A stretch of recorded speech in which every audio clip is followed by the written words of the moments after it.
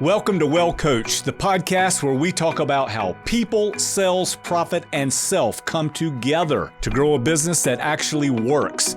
I'm Chris Weinberg. I've coached hundreds of entrepreneurs into their highest productivity zone by helping them get just corporate enough to lead with clarity, build with purpose, and scale with confidence. Let's dive in.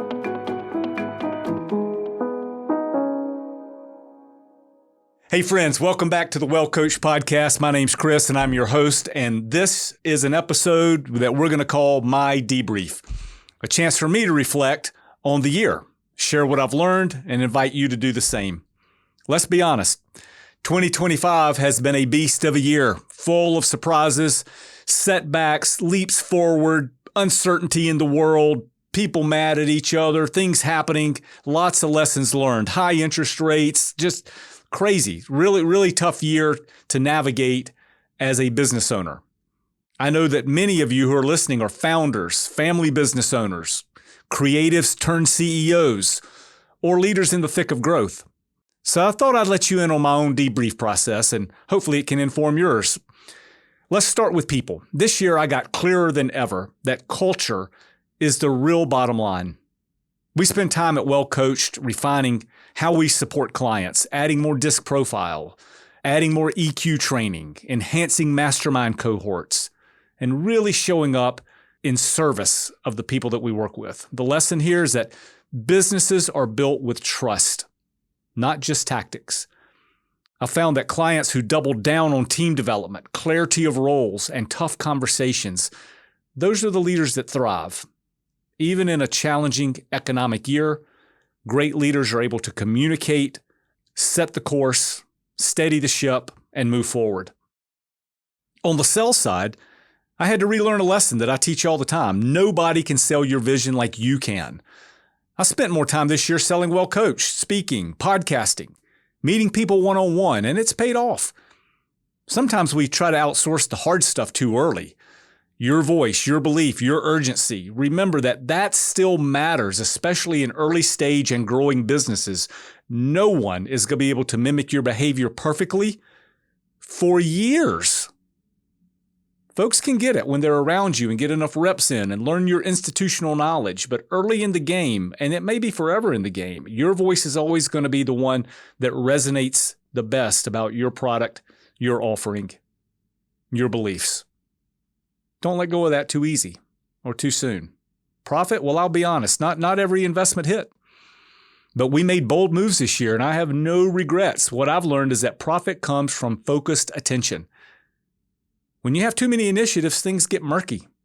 Our most profitable moments came from narrowing focus, sticking with the plan, and saying no to distractions. You know, as you get going in business and you start showing any amount of success, new opportunities are going to come. And that's lovely. New opportunities are fun, exciting, and can be profitable. But it's a real chess game to understand, am I doing this for profit? Am I doing it for passion? Or am I doing it for charity? And it's okay to clarify those things, right? And one of my mentors taught me that. Every new opportunity you look at, is this for profit? Is it for passion? Or is it for charity? And defining those things helps set your course on where you should be spending your time. It may be in all three of them if you've got that kind of time.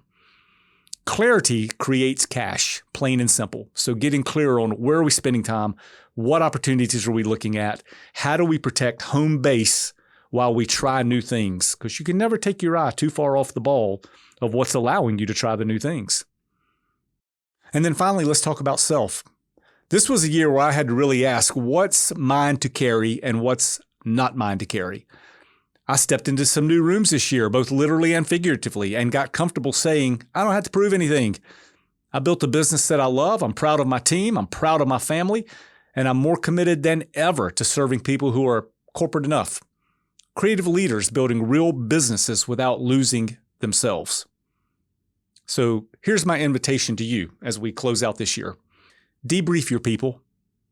Who helped you grow? Who needs more from you in 2025? Who needs an attaboy?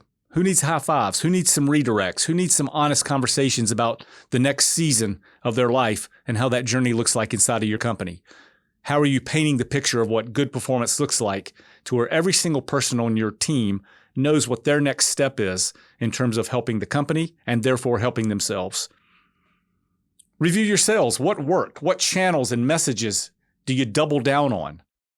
As you go through peaks and valleys, and we all do, when you get to those peaks, try to sit there and recognize what got us here, what got us into this peak so that we can double down on those behaviors. And when you hit valleys, and we all do, don't get stuck, speed up. So many folks get in a trough and just sit there and go, well, I don't know what's going on, right? Momentum is self-created. When you find yourself in a valley, the way out of it is speed up, right? Famous quote, Winston Churchill, when you find yourself going through hell, speed up. It's the same thing with the sales rhythm.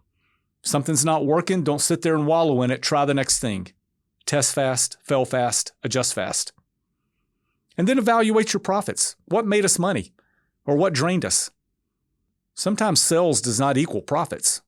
Sometimes the highest seller might be a more profitable thing than your greatest seller. How do you readjust? How do you pay attention to your numbers?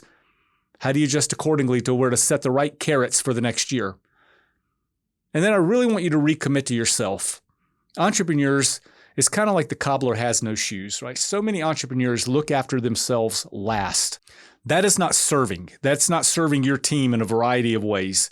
If your brain is not fine-tuned because you're in a healthy place, you're not going to think of the next best idea with great clarity. You're also not going to be able to show up and model for your team members what great performance looks like. And you also want to be taking care of yourself and your family in a way to where your team members can say, you know what, I can grow at this company. I'm modeling myself after my leader who does pour into their own health. They do work out. They do take the family vacation. They do make sure that they're at their kid's softball game. Recommit to yourself. That's my debrief here. I hope it inspires your own debrief. I really appreciate all of you riding along with me this year. We're going to be back with a whole lot more in 2026. And until then, stay well, stay bold, keep building. This is Well Coached. That's it for today. Thanks for being here. I hope something in this conversation sparked a new idea or gave you a little clarity. We'll be back next week to keep digging into what it means to lead well, grow smart, and build something that lasts. Until then, stay well coached.